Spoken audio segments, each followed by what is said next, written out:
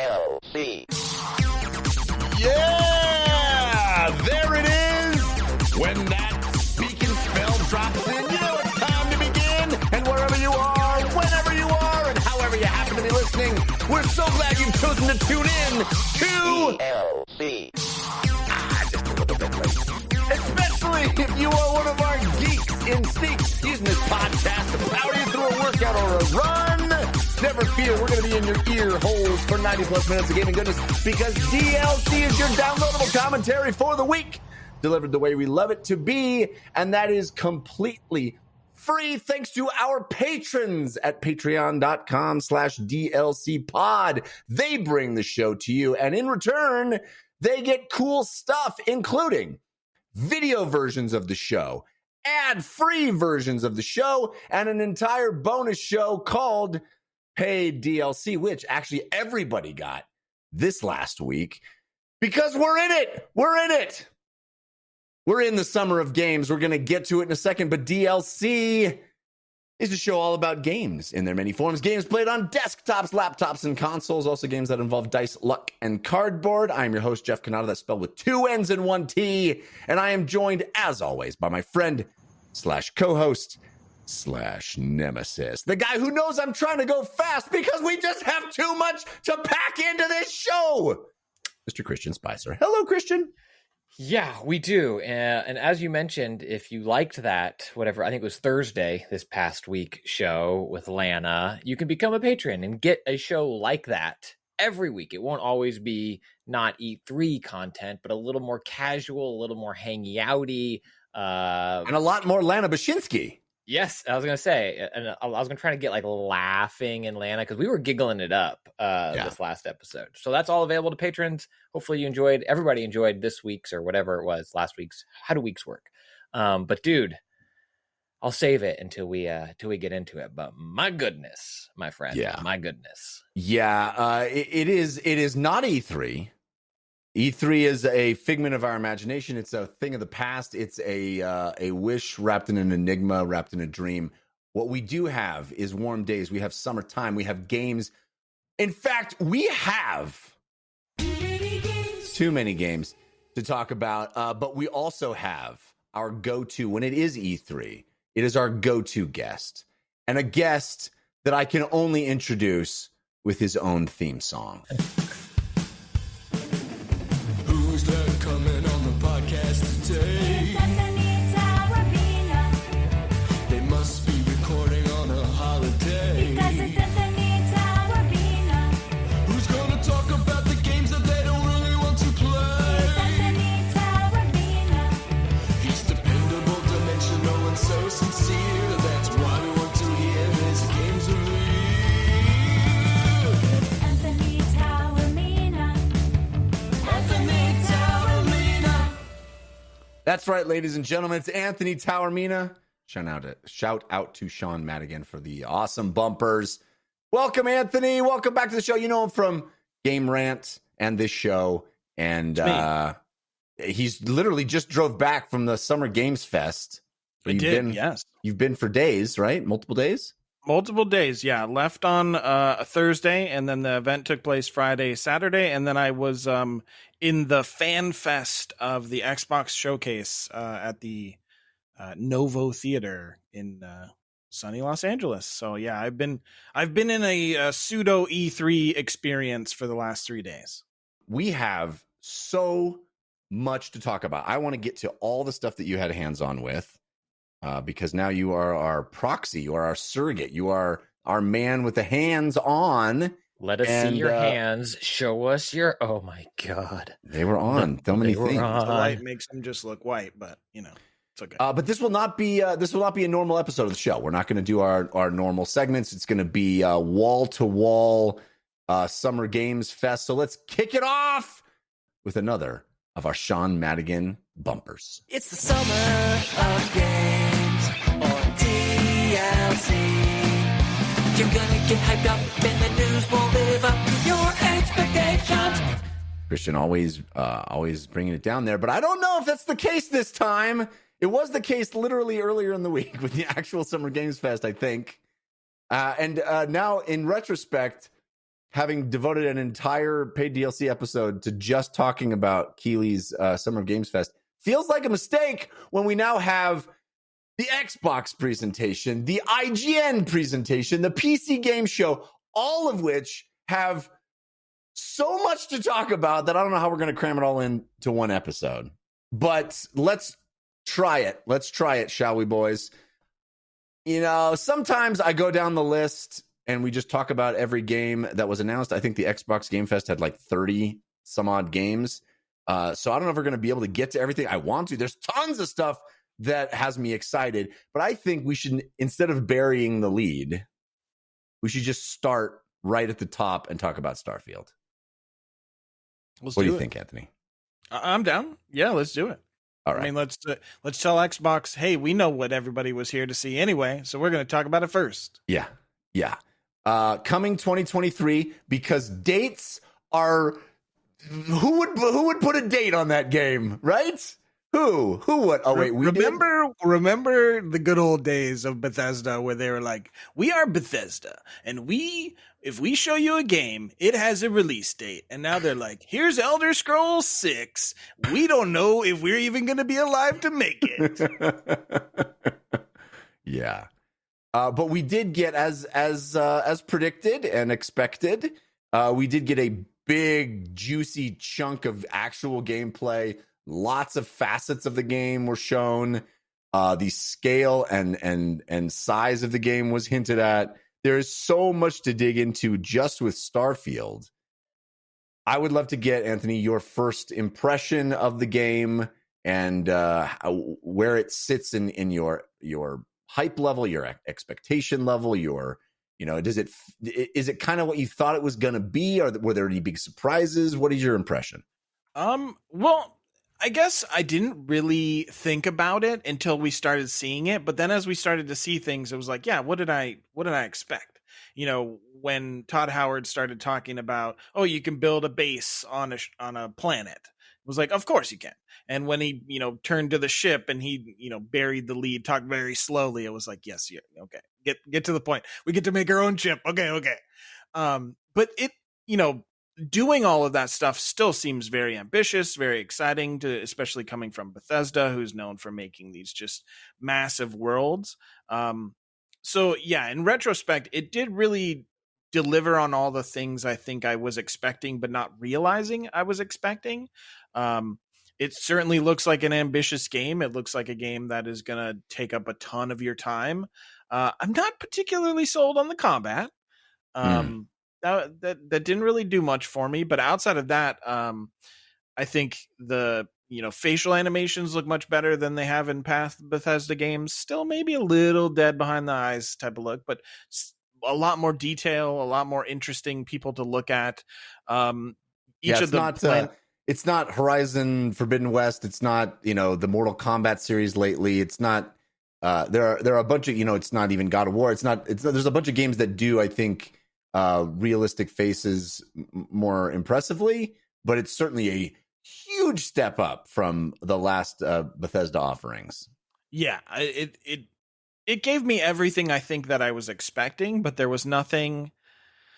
I guess maybe that idea of you can explore this planet, and then pulling back and saying you can explore every planet in this solar system, and then you can explore every planet. I think that was maybe the closest thing to wow. That seems maybe outside of the realm of possibility of what I was imagining, but at the same time, it is the studio that said, in Skyrim, you see that over there, you can walk over there. Right. So it is on par for them. I think most people will be happy with it. It's maybe not necessarily my type of game, but I'm definitely going to play it and sink tons of hours into it. But I do that with everything. I feel like it's the game that Star Citizen has been making for the last decade or however long Star Citizen. It feels like No Man's Sky, but written.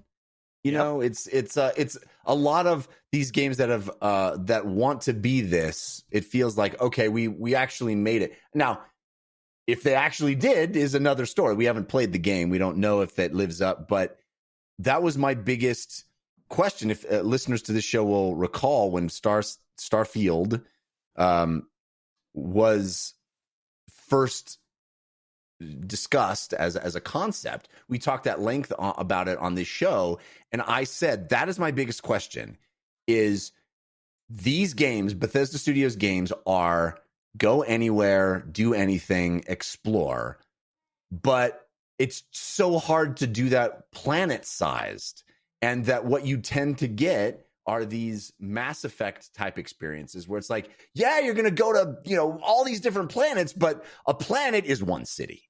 A planet is one spaceport. A planet, it's like, oh, it's a planet, but you just go to one little location on it. It's not really a planet, and it doesn't really feel open, Outrider. No, Outer Worlds.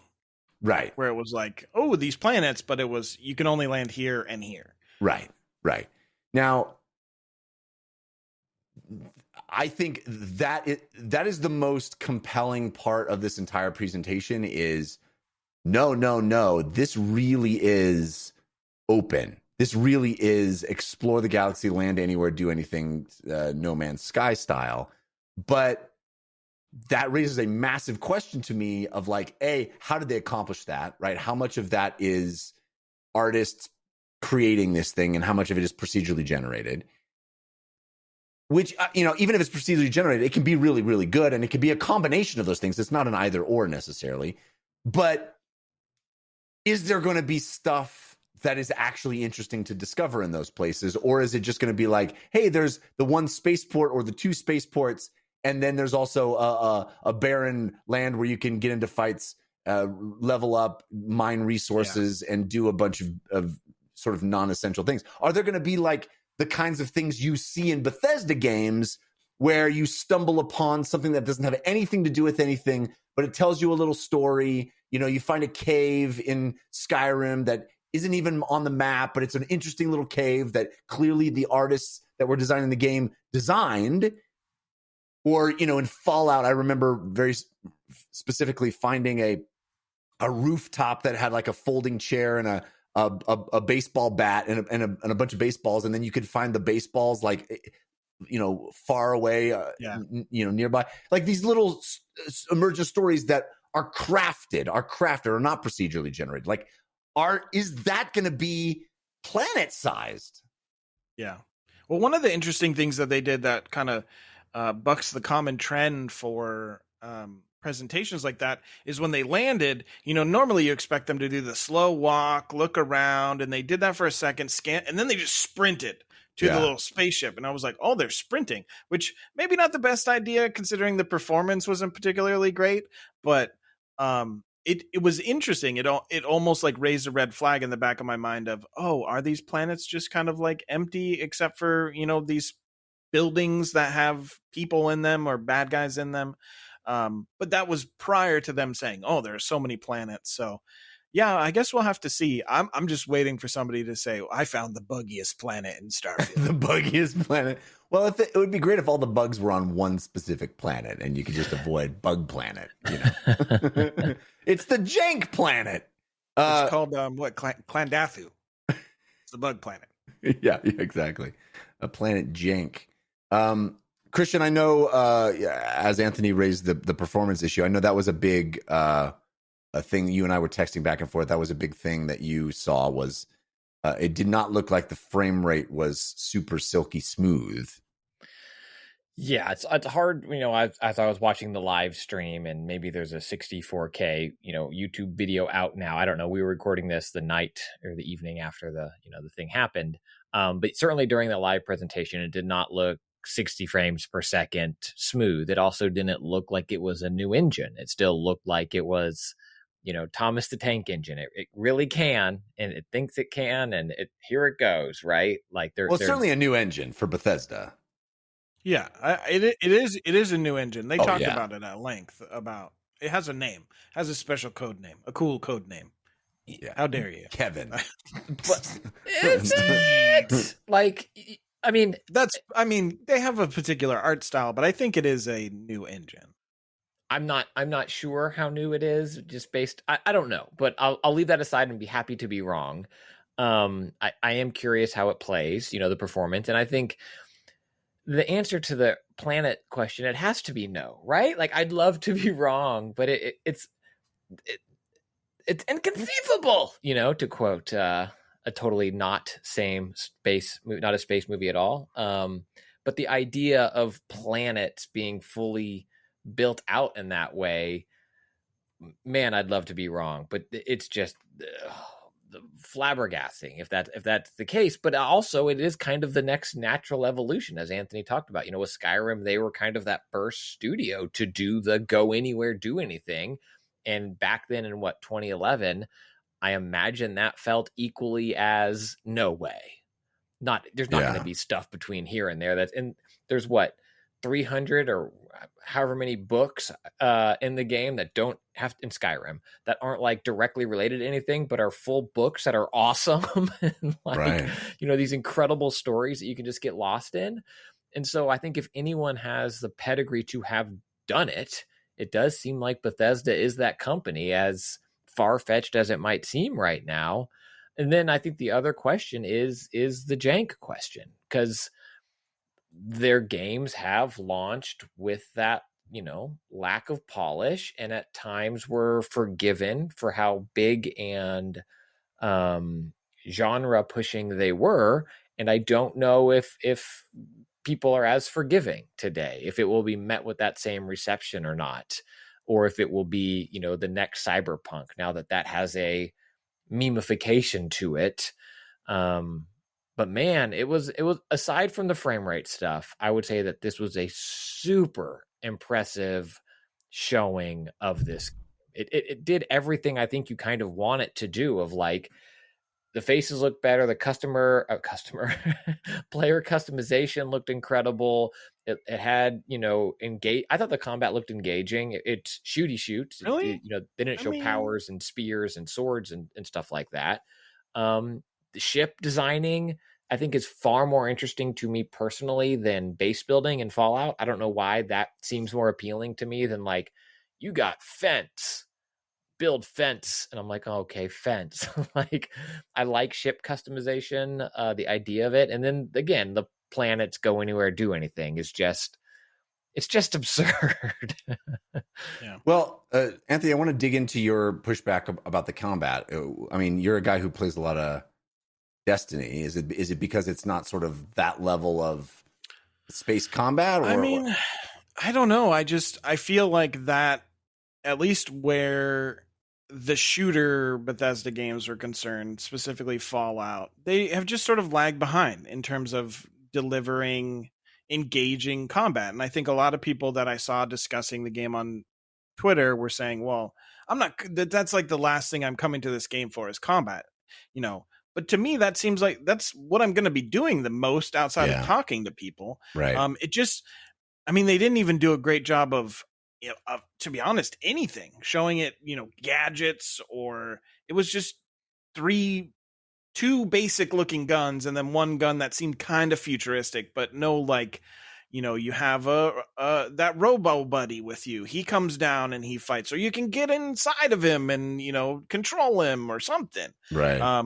There was nothing to give you that sense of, oh, wow, this combat seems like they took the criticisms about Fallout's shooter combat and improved upon it. It just seemed kind of generic to me. I think I fall more on your side on this one than Christian. I kept waiting.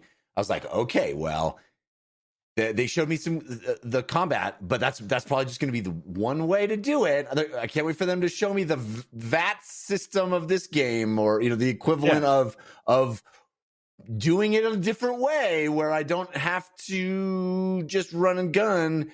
It'd be awesome.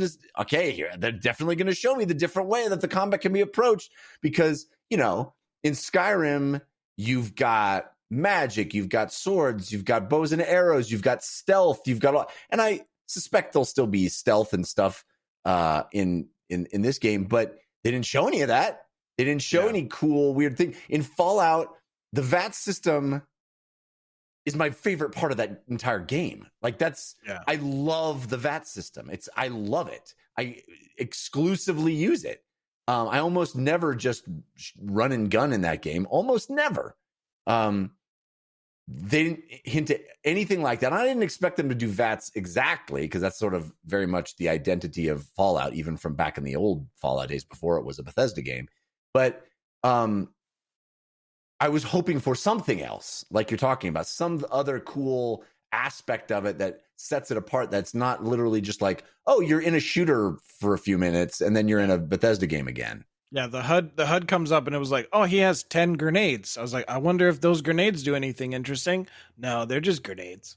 Yeah, They just explode. And I the don't know if bad they're guys, holding they look back pretty. They look pretty generic. You know, they didn't.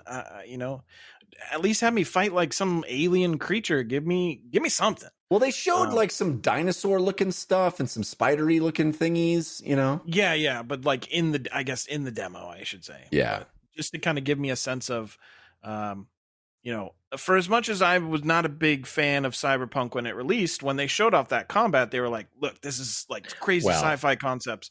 And obviously Starfield is not trying to be as out there with its sci-fi concepts, but I think in the year 20, whatever it is, 23, 30, you should have something cool.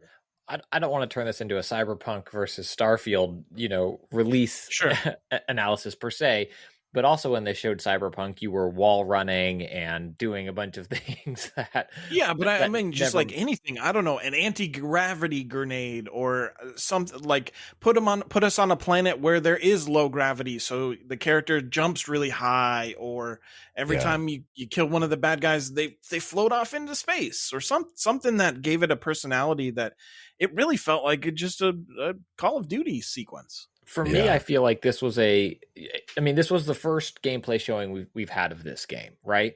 Sure. And I think the big mic drop moments were the ship building, ship combat, and which also didn't look great. Anywhere. Agree. The ship combat, I got real worried about that, even more than the. I mean, because if you can do a shooter and it can be a bland shooter and it can still be fun because you're just doing shootery shoots, but man, space combat can be really tedious if it's not great, you know? I'm shocked that before I say this, I looked it up. It's the Creation Engine 2, which from my understand is maybe not an all new engine, but is a Creation Engine. It's kind of like, it's our new modified engine of Creation Engine 2. So looks like I was, you know, at least partially, if not completely wrong on the engine, though it looked like of their engine, if that makes sense. But I feel like I'm kind of shocked that I feel like between the three of us, I'm maybe the most hyped for how they showed it. I don't know. I came away from that Starfield 15 minutes being like, dang, they showed 15 minutes. They showed a lot. It looked impressive. It looked broad in scope in a way that, you know, I guess I got Skyrim chills again in all those same ways of like, this is bigger and more complete than any RPG I've maybe seen to date. And it's not doing the Breath of the Wild thing, right? It's not trying that approach of like, it's big in terms of figuring out these physics puzzles. It's big in terms of galaxies or whatever. Yeah. I thought it blew me away. It really did. I am, you know, if you would let me play it right now, I would forsake all others. You know what I'm saying? Play it? Okay. I would forsake all others. I would say, yes, I will not play any of the other games on that list if you let me play that. I am very hyped for that game. But, you know, it's funny, Christian, that you bring up Cyberpunk because I feel like I'm in this like post-Cyberpunk fool me once, fool me twice kind of a situation where I'm looking for the flaws right now. Instead of getting into that like, oh my God, it's a new IP, it's promising the world, and it's Bethesda. Multiple worlds. Yeah, exactly. Yeah. Well, but I don't even think it's a Cyberpunk element. It's a Bethesda element. I mean, name the last Bethesda Game Studios game that released that didn't have issues. Fallout Shelter. That's not a Bethesda Game Studios game, I don't think. But yeah, I mean, I think that we've always been wary of like, okay, well, I think this could have tons of jank. We talked about it, and I don't even worry about that.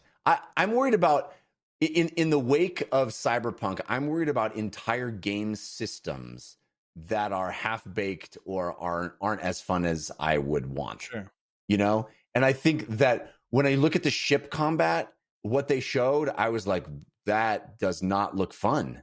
That doesn't look fun. I agree with you. Yeah. and I was like, how much of the game is that? Like, what do you do? You know, there are whole games that just try to do that and have a hard time nailing it, you know, instead of just one little facet of this much huger game. And, you know, I mean, I am rooting for this game. I want it to be Skyrim again in space for sure. I want to have the love that I've had for all these Bethesda Studios games. I mean, they are some of my favorite games ever. But I do have some serious worries about the systems as shown. Now, maybe they're holding stuff back. Maybe there's really cool things that your ship can do that we haven't seen, or there's really cool weapon systems or upgrades that you know you get to. And I thought the story stuff looked incredible. You know, like, yeah, give me into that question of what is going on in the galaxy and all these people and factions and different kinds of planets and we didn't see like a single alien culture or race in the game. Maybe that's a surprise that will come out at some point. Maybe you're discovering a first contact type of a situation. That would be really fun. And I think that immediately has a one-up over things like No Man's Sky. I have a lot of respect and admiration for No Man's Sky, but a storytelling game it is not, right? And they never set out to make one. They added more story as it went on, but you know, and I don't even think Star Citizen, as it currently is constituted, is really that. There's like another game that's a story game. I don't know. I don't understand that whole ecosystem. But like, I'm in on the discovery, the worlds, the people you'll meet, the conversations, like all the things that I love about Bethesda Studios games. I am very confident about. It's just the like core gameplay loop stuff that Anthony's talking about that I'm also like, oh man, there is, from what was shown, there's definitely a possibility that stuff won't be as dynamic and interesting and compelling as it could be, I think. Yeah, when they showed it, it was interesting because I thought to myself, oh, if this game came out this year, it wouldn't win. It wouldn't be my number one. And I expected it to rival but there's no, it would not rival. Not when Shredder's Revenge is next week. Yeah. Based on what I saw and like, you know, just based on that first impression, it was like, no. Wow. Yeah. I don't know. I'm curious. Sorry, I was going to say, how do I frame this? It's interesting. Like, how do you make Fallout separated from the VAT system? You know, like, is that combat fun? And for folks who played Fallout without using the VAT, I wonder if they saw Starfield and were like, giddy up, because it kind of looked like that, you know? But I think people had that criticism of Fallout 3, where they said, you know, playing it without VATs is nearly impossible because it's like dice rolls on my bullets. So then they made Fallout 4, you could play it as a shooter. Right. And it was fine as a shooter, but VATs is just a more interesting system.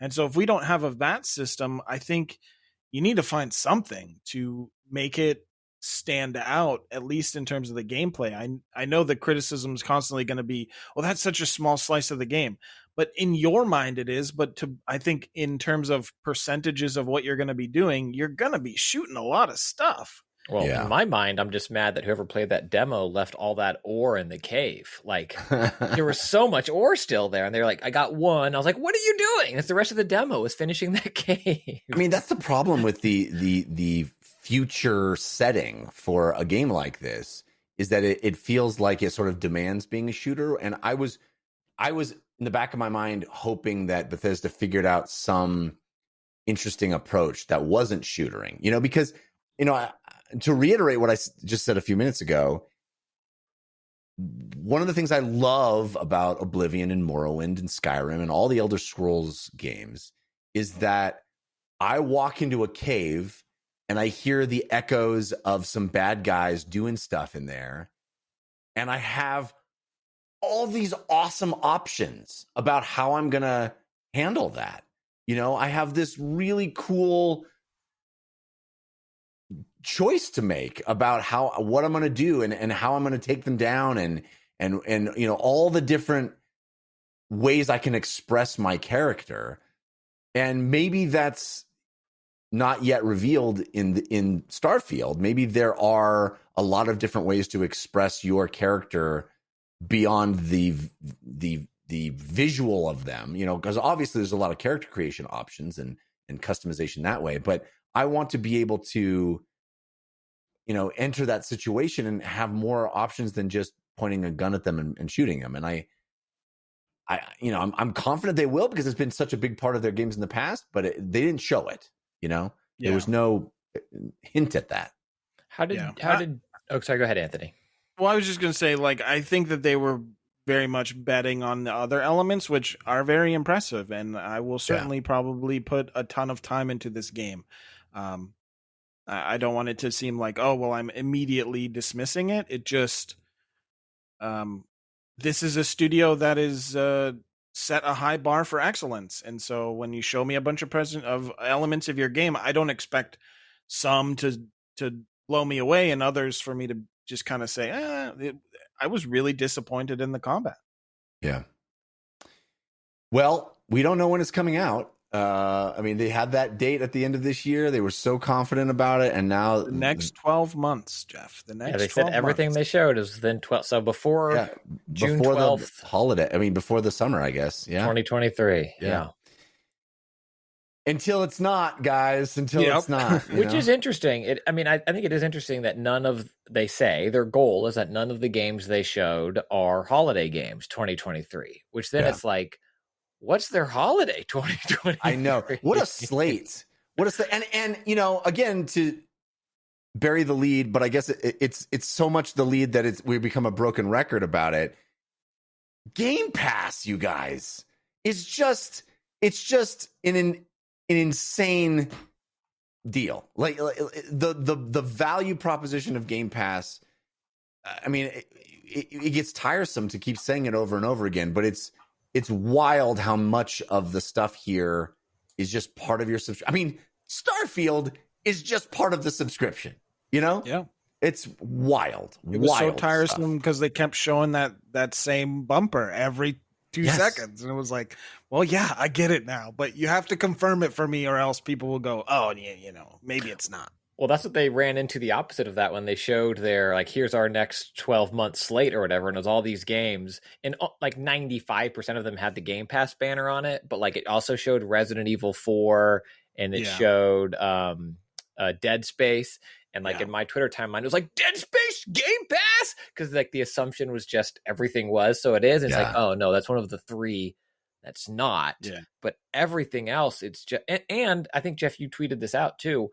How many of them were console, PC, and cloud, tripling down on their platforms and not shying away from it. I think we talked about it last year where they put Forza Horizon 5 and Halo on cloud. And it's these are our biggest games. We've said that cloud maybe isn't the best way to play it. We're going to put them there under that potential microscope. And they continue to do that with all these big games, giving people access to them almost any and every way that they possibly can. It's jaw-dropping. Yeah, I think one of the low-key biggest announcements of the entire presentation is we partnered with Riot.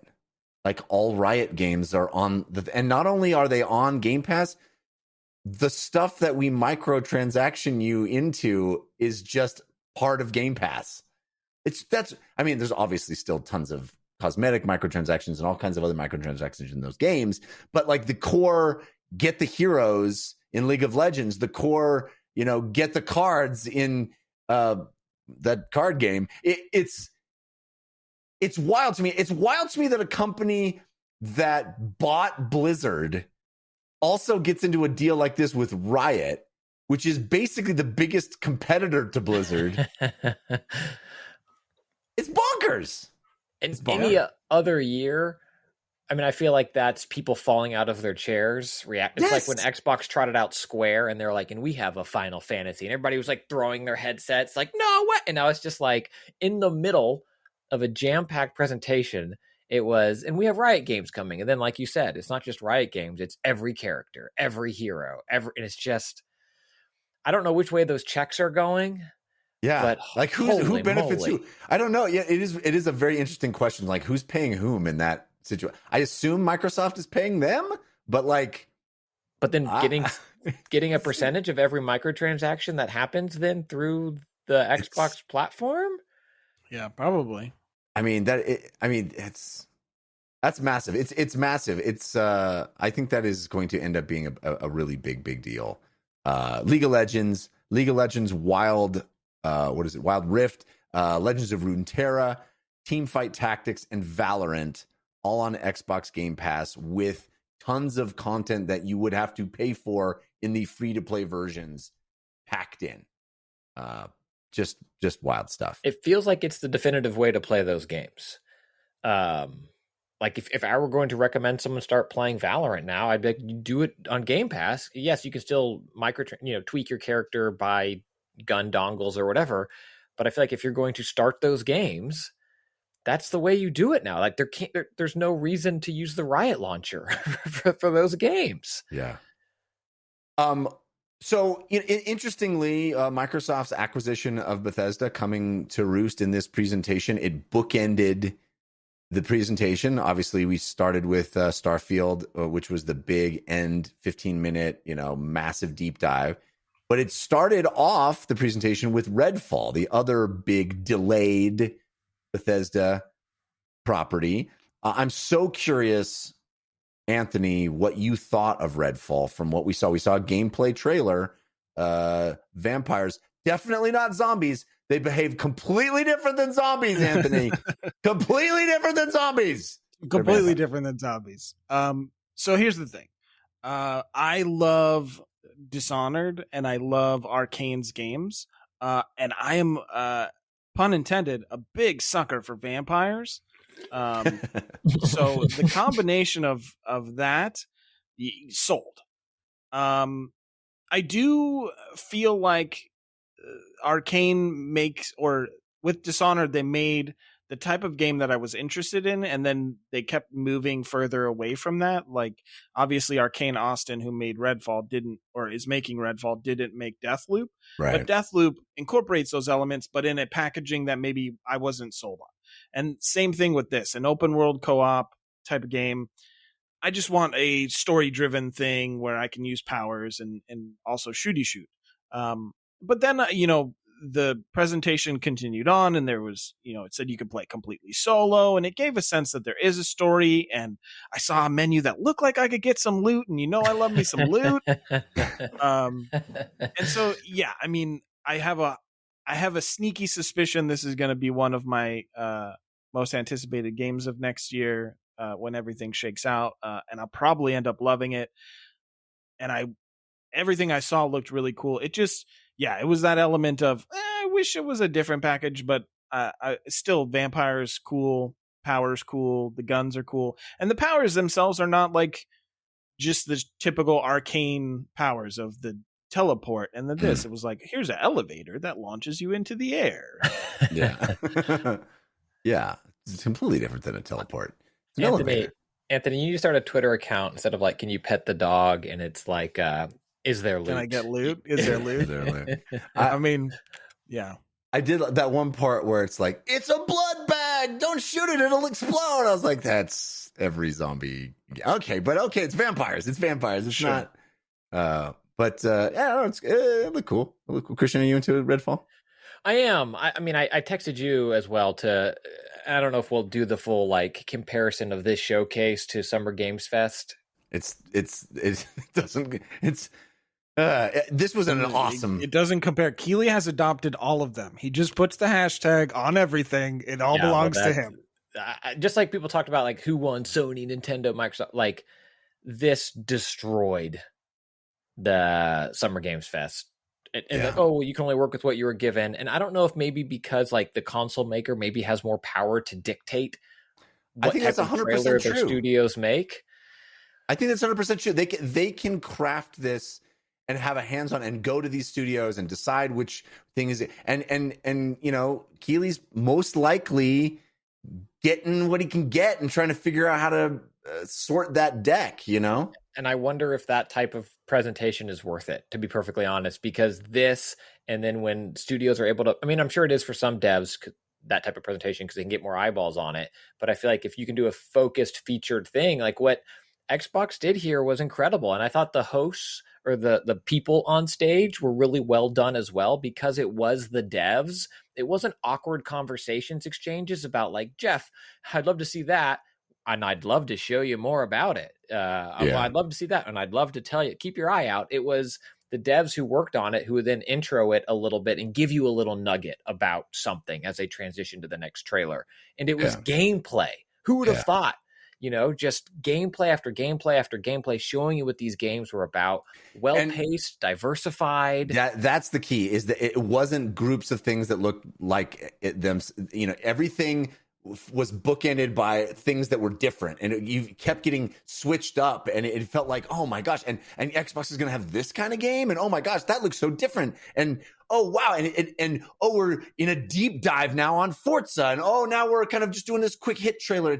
It felt like so dynamic and interesting throughout. And I think because like the Forza is a great example, because it was the devs doing the deep dive. Like I think that'd feel weird if it was like me as the host of that presentation doing it. It seems a little shillier as like, and now you can see this and let's see this. But there it's the people who worked on it saying zing in track ray tracing, which is a nice Forza and Gran Turismo, the way they dig at each other is classic. But yeah, just phenomenal in terms of the actual presentation. The reason I thought of that now to bring it up as we're talking about Redfall is, again, I find it unfortunate that I cannot share these biggest, hypiest events of my favorite things in the world, video games, with my kids. This presentation started with words I won't say on this podcast, and like gore. And lots of gore. It was, I think you texted me like, good morning or whatever. I did. Yeah. I mean, I understand wanting to start with an anticipated game from a big studio, but it's like, hey, 10 a.m. waking up, getting the sleepy bugs out of my eyes. Oh, it's Redfall. It's like, can we ease into the, I don't know. Okay. All right. But I thought it looked great. I agree with Anthony. It does seem like it's maybe taking some Deathloop leanings of like, you have the tower, the pier, the dock, the whatever, and like you approach those areas, which way, but it's got powers and guns, and if they can handle, if co-op is done well, like I would love if it's additive, but not, I don't feel dumb playing without it. Like Borderlands 2, is one of the best at it. And then its ilk that came after. It was great to play with friends, and it was great to solo. And Anthony, yes, there was loot. So if this is some semblance of that, I think it could be huge. With arcane level design, love it. There is so much here to get to, and so many games that I was excited about and didn't know about, and just there's a lot, and we'll try to get to as much of it as possible. We're not going to be able to get to every game. I do want to start going and just asking you guys games that intrigued you personally, and we'll just sort of do it like that out of order. But before we do that, Anthony, I asked you about Redfall. Christian, I touched on it briefly, but I definitely want to hear your thoughts about the two Forza games. One, new Forza Motorsport, which I guess doesn't have a subtitle yet, and then Hot Wheels for Forza Horizon. So tell me, I know you're a huge Forza fan, so tell me what your reactions to those were. The Forza Motorsport section was incredible. Again, the subtle jab at polyphony and ray tracing on track, was the thing there. Not just in replays, man. Right, which Gran Turismo 5 does not have, and the damage modeling, which looks like it's maybe just modeling and doesn't affect on track, but they're like on the rims, on the and then they also, going back to one of their OG digs, showed a car flipping, which years ago Gran Turismo was like, you can't model. If we're going to do the accurate modeling, you can't flip a car. And then Forza was like, hold my beer, let's flip a car. I love stuff like that. Competition makes both better. And the camera work of like they did like a one-shot trailer, of Forza Motorsport that I thought was incredible, with the real time of day changing, the telemetry affecting the telemetry on the track. I am very excited for Forza Motorsport, which, before I'd kind of gotten a little burnt out on the series, where it just felt I knew what it was going to be each time, and they kind of kept making it prettier, but not necessarily making it bigger or more interesting. And this looks like it is in a lot of ways. And then the Hot Wheels expansion for Forza Horizon. Oh, go ahead. Before you go there, I just to comment that as you know, somebody who's not as into this stuff, the dynamic day and night felt like, haven't games been doing dynamic day and night like for literally 20 years? It didn't seem super impressive. I mean, it looked pretty, but I didn't. It was like, okay, all right. Well, sometimes it's nighttime and sometimes it's daytime. And then the other thing that struck me as funny, I mean, I think it was a very impressive showing. Don't get me wrong, but it did struck me as funny. There was a line at the beginning where it's like 38 times the physics modeling. I'm like, that's a nonsense phrase. It has literally no meaning. Like, what is that even? What do you just throw that out there? Like, 38 more physics. Wow. It's a player satisfaction poll, Jeff. It's a made up thing to, please people. And it pleased me a lot. I want more physics, I mean, this is the same company that does teraflops. Right. It's true. But I was flipping out of my chair for Hot Wheels in Forza Horizon. Hot Wheels was my favorite expansion for, I think it was Forza Horizon 3 had the first Hot Wheels expansion, and it was incredible. The tracks were redonkulous. I didn't think we were going to get it again because Hot Wheels did the excellent their own Hot game. Wheels, Hot Wheels Unleashed, which is good, and you're playing with actual Hot Wheels, and it has a different scale, but it's a great arcade racer. And so I didn't think we'd get this DLC.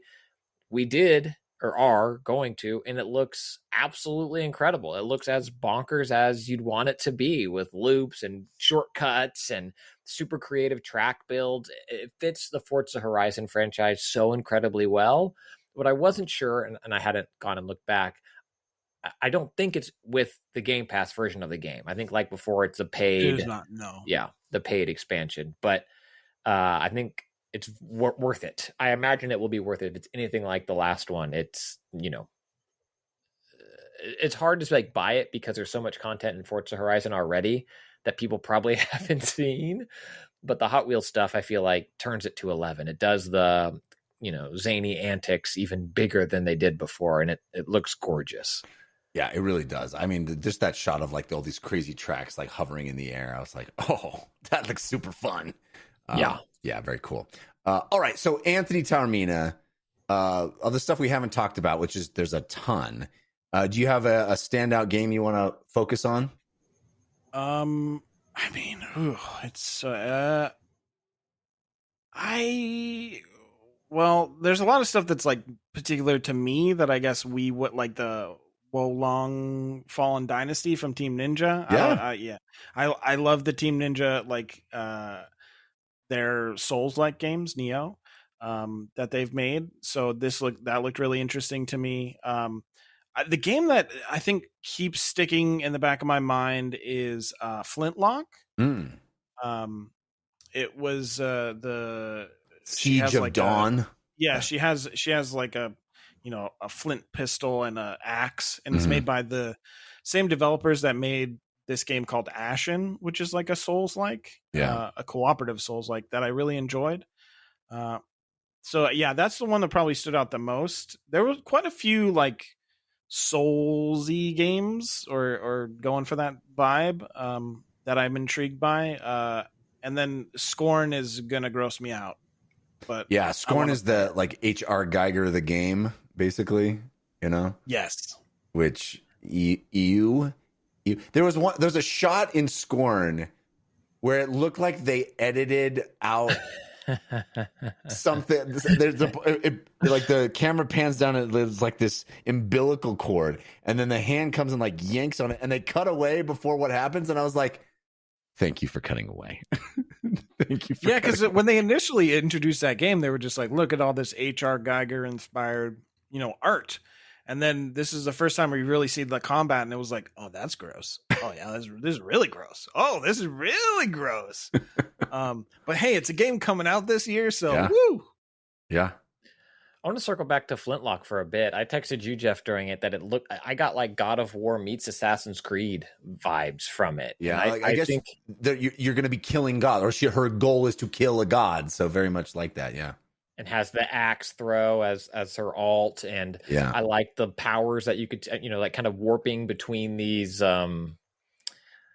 triangle auras. I'm not sure, Yeah. but the combat looked fun. It looked fluid. It looked dynamic. It didn't look quite as punishing as Ashen was at times with that kind of more Souls esque combat. This looked like a little more free flowing, and I loved the scene where she like jumped off the roof and like ground pounded, like you had like this area of effect and all these enemies staggered back. It looks like something where they encourage rushing in a little bit more. Yeah. And it looked pretty too. I mean, again, it wasn't the best graphic. It wasn't Unreal Engine 5 tech demo graphics, but Right. it looked good and it looked fluid, and it was a surprise. It was something that I didn't have on my radar at all before.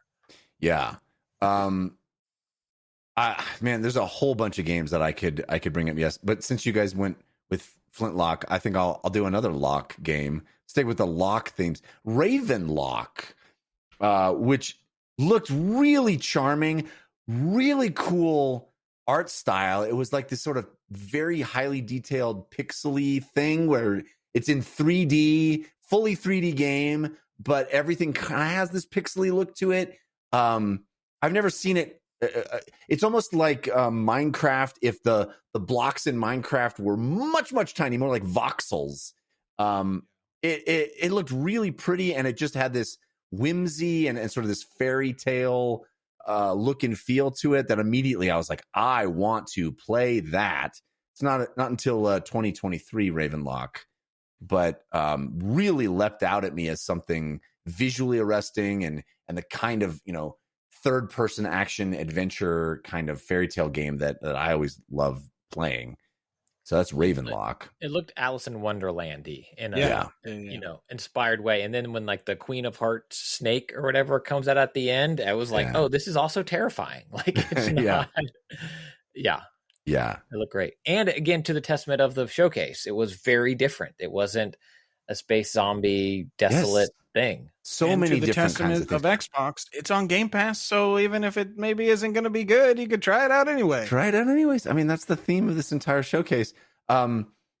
Clearly, sci-fi and space is a massive zeitgeist for the kind of genre for the industry right now, because even in the PC game show, the Summer Game Fest here, there's a dearth of fantasy. We didn't really see very many fantasy games and very many sort of Tolkien-esque stuff set in that setting. It was all sci-fi, which I think is very, very interesting. I'm sure there's a cultural moment in our history kind of explanation for all that.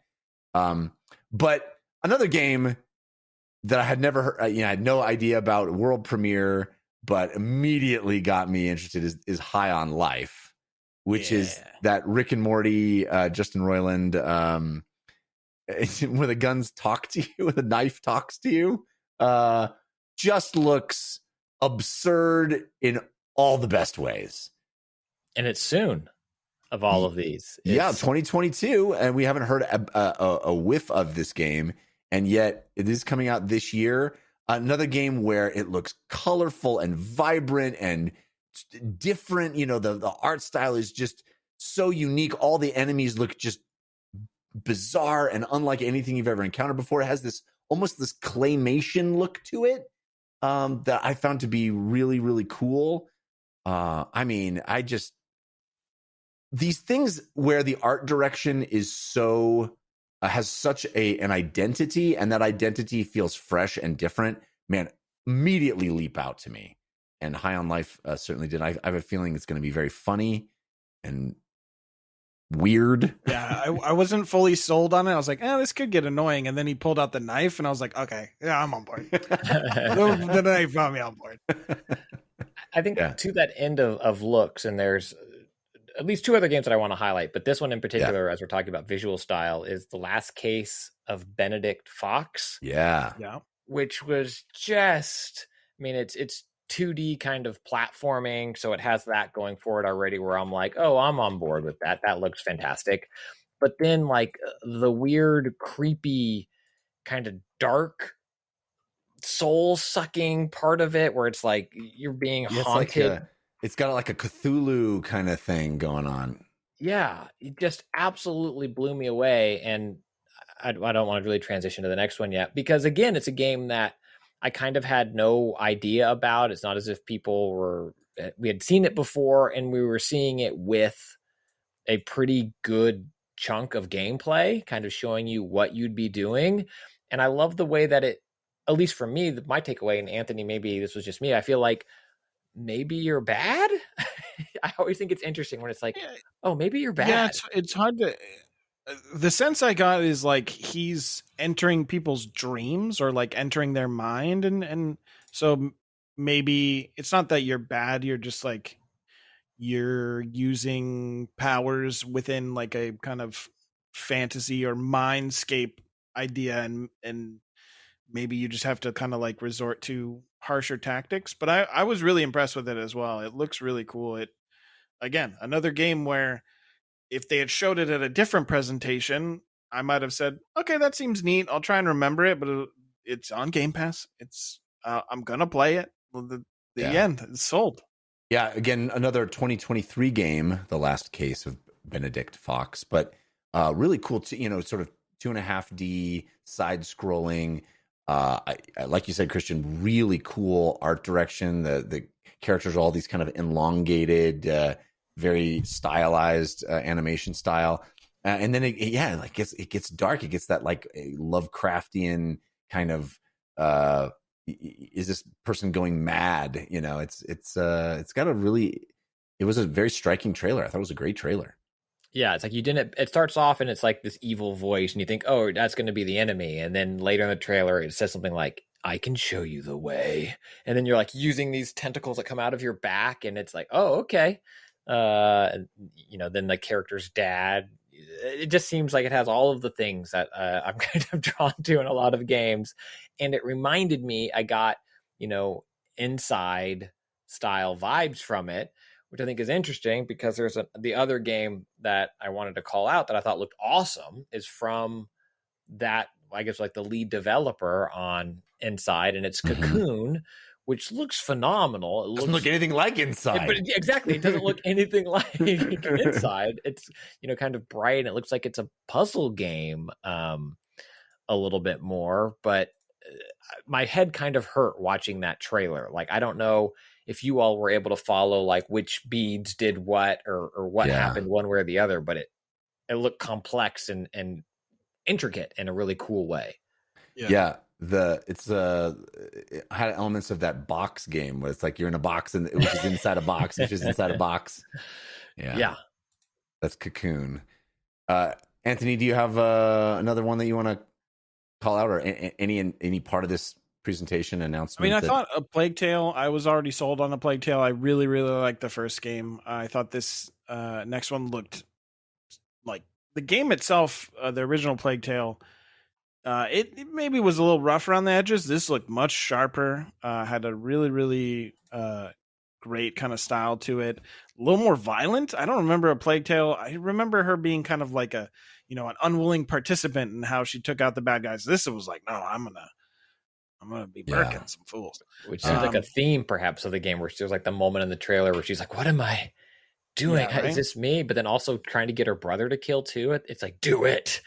It seemed intense. Yeah, having him like saying, "Hey, you gotta unleash your you can control rats" thing that you do. And then I guess the other thing that I don't know if we want to like talk about it last is, but Kojima working on the Xbox game.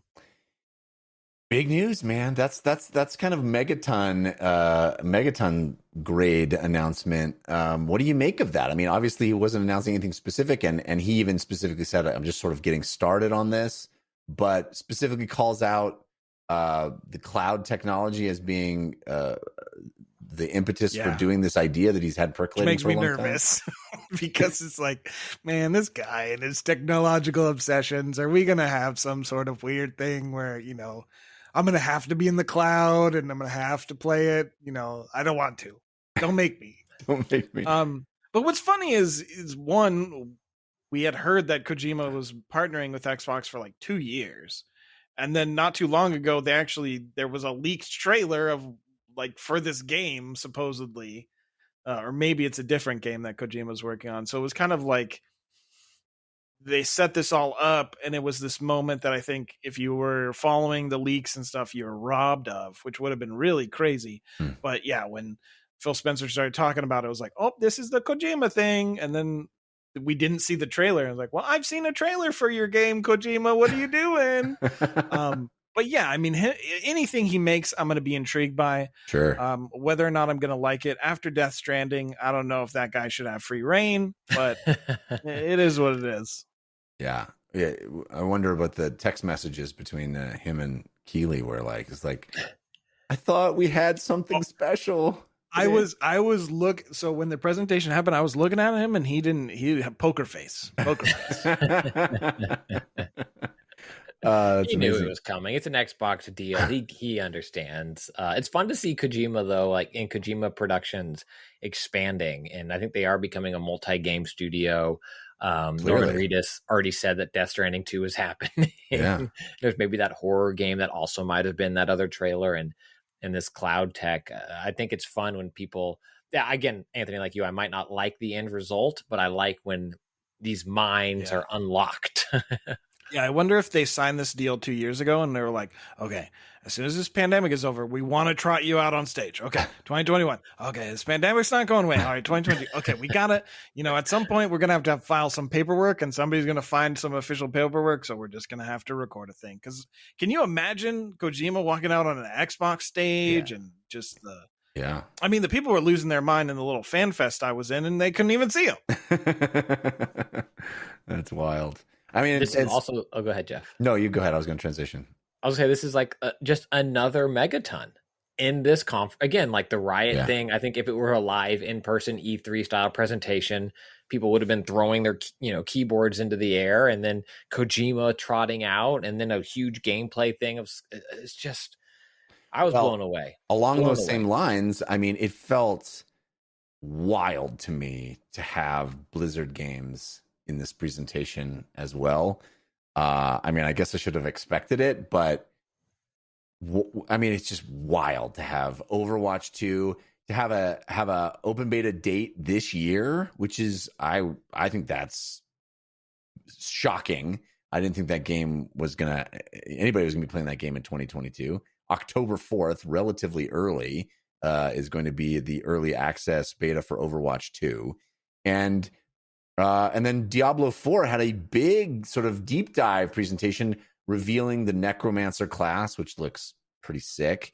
And I mean, that game clearly, is a little farther out, but they said sooner than you think, or something like along those lines, like, soonish. And it makes me go, why am I wasting my time with this Diablo Immortal stuff? Like, that's the game I want. That's the game I want. Sooner, because we want you to forget about Diablo Immortal.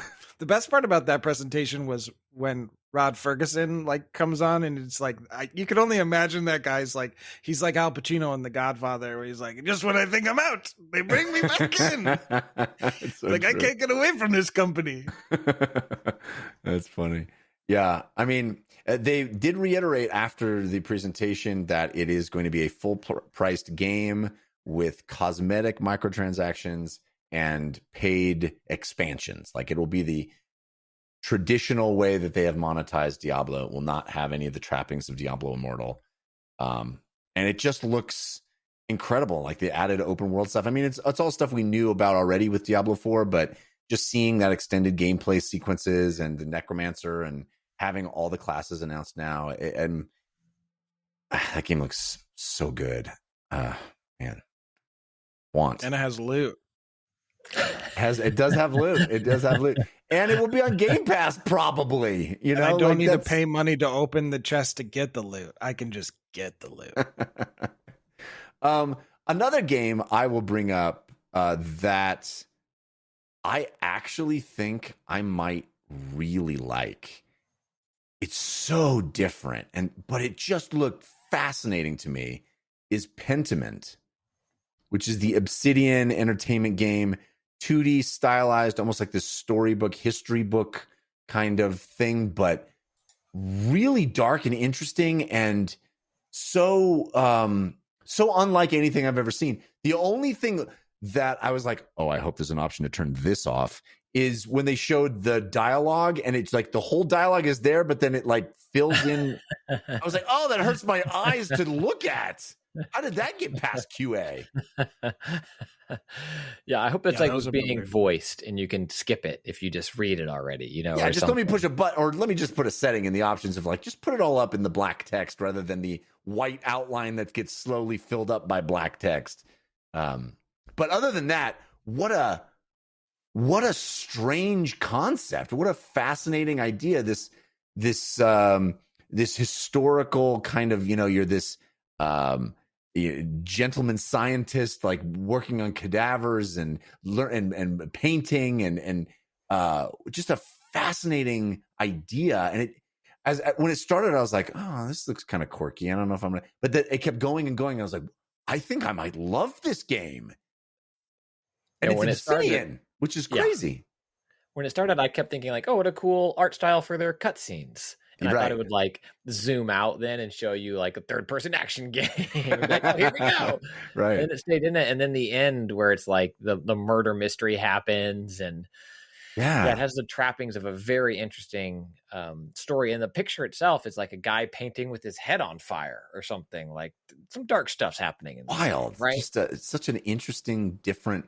And I love that Obsidian is able to do these side projects. Even Grounded is kind of like that side project.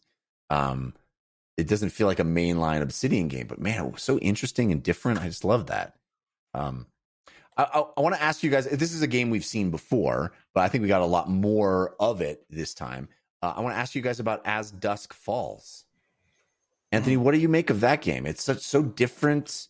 This is the sort of branching storytelling narrative that almost looks like a animated, barely animated graphic novel. Yeah, I wasn't really sure what to make of it at first. I don't know, it didn't really hook me initially, but then it seems like the concept is, something happens and it's how it affects these different characters, and then it seems like different people can play those different characters. And the more they kind of talked about it, the more I was like, one, it comes out soon, so hey, a video game. I'm always willing to play a video game. But yeah, it surprised me the more it went on. At first, I wasn't initially sold on it. I thought the art style is really cool. The way it moves and it kind of like transitions, and it's almost like, it's hard to even describe. Like you're flipping pages in a graphic novel, like you said. Yeah. And that element I thought looked cool, but the story itself, I wasn't quite sold on it. But then when it started to get a little deeper, I am intrigued enough to say I will most likely play it. Christian, what do you think of it? I mean, I feel like this is going to be a very divisive game, not for everybody, but I know you're such a fan of comic book storytelling. It feels like it has some of that DNA in it. Yeah, and I love the way they positioned it, right? They didn't say it's the game's going to blow. They pitched it as, I forget what they said, but like an emotional presentation or something like that. Like it's meant to be this story that it tells you. And then they kind of showed the branching paths that you could have for the characters in that story. I think it's super compelling. I think it's something that, video games can really only do. And, Netflix is trying with Bandersnatch and stuff like that. That would be more traditional movie style, choose your own adventure or something like that. But this seems like it could be a very interesting evolution of what made the Walking Dead Telltale games interesting to me. It's like, I didn't care that I walked my character around the derelict convenience store and found the pills in the 3D rendered environment in The Walking Dead. The thing that I liked were those excruciating choices of what happens to Clementine, or who do I give the granola bar to? And As Dusk Falls seems like it could be built around that. And maybe they showed this before too, and I just kind of forgot. But I'm much more interested in the mystery now that I know it's this, at least I think it looks like it's a fairly big time jump between the event at the motel and when the stuff hits the fan for all these people. Mm-hmm. Like, I think that's super compelling, this idea of like, you think you got away with it you know, Yeah. and then like the the poor person who like committed the last crime when they collected DNA and then they discovered how to sequence DNA. This person before is like took a shower in the shower, you know, and like left the victim's house all clean and was like got away with it, and then like went home and they're like, this just in. DNA, and they're like, no, you know, like 40-year-old cold case broken by hair follicle and like stuff like that. Ooh, so I think As Dusk Falls seems super fascinating from that standpoint, and they seem like they all kind of went their separate ways. So you're gonna have, you know, Anthony, what did you do that for? I didn't spend the money, you know, like backstabbing. Ooh, it looks good. Don't join my playthrough because I will pick all the bad choices. Well, that's what's so fascinating. It's an 8-player co-op. It's like, how does that work? It sounds fascinating, and it does look like, kind of as you were indicating, Christian. It looks like this mashup between a Telltale game and a Quantic Dream game. You know, like with that branching thing, and again, any game that is daring enough to have this very, very unique art direction, I'm always perked up and like, oh, no one's ever tried to have a game look quite like that before. I think that's cool. Xbox didn't even show turtles. You know what I mean? Like, let's not beat around the bush here. We're talking also on Game Pass. Yeah. Well, I want to get to Anthony's hands-on. Like I said, there's just so much to talk about. But let's briefly hit on. I mean, there's another 30 games from the PC game show. And we won't be able to get to nearly all of them, but I'm curious if there's any games that struck your fancy, because there's a whole bunch that I was like, oh yeah, I'm gonna play that. The PC game show has been, you know, it's had some growing pains over the years. It's had some, you know, it's been a little awkward, felt a little overlong and a little tedious at times. I thought this year, again, very long, very packed, and maybe could have been cut down a bit more, but I just had so much good stuff in it. I was impressed that I think it's kind of gotten to a place where I'm really anticipating it year to year now.